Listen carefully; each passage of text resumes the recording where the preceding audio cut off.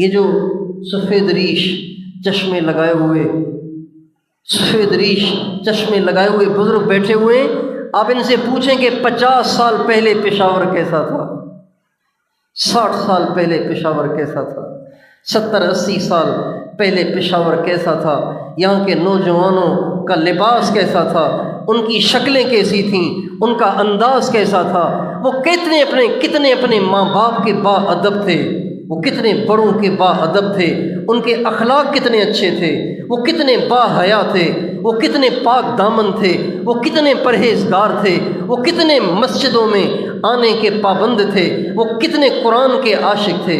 ان سے پوچھ کے دیکھیں۔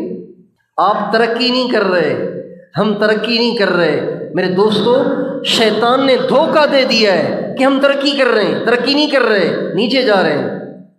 الا ان وعد اللہ حق فلا تغرنکم الحیات الدنیا ولا یغرنکم باللہ الغرور۔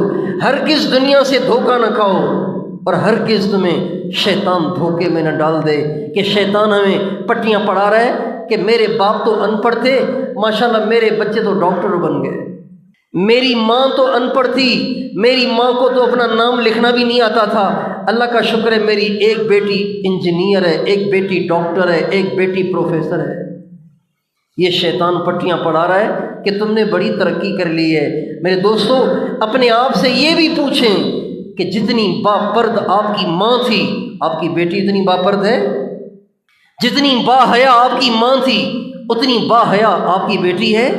جتنا پاک دامن آپ کا والد تھا، اتنا پاک دامن آپ کا بیٹا ہے؟ جتنا اللہ اور اس کے رسول کا عاشق آپ کا والد، آپ کا دادا، آپ کا پردادا تھا، اتنا عاشق آپ کا بیٹا ہے، آپ کی نسل ہے۔ آج کی نوجوان نسل تو فساق کی عاشق بنی ہوئی ہے، فجار کی عاشق بنی ہوئی ہے۔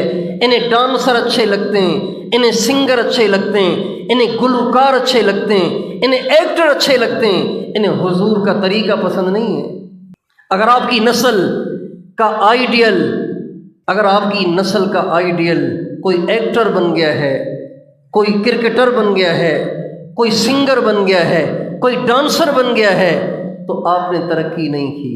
اگر آپ کی نسل کے آئیڈیل حضرت محمد مصطفیٰ احمد مجتبیٰ صلی اللہ علیہ وسلم بن گئے، آپ نے ترقی کی ہے۔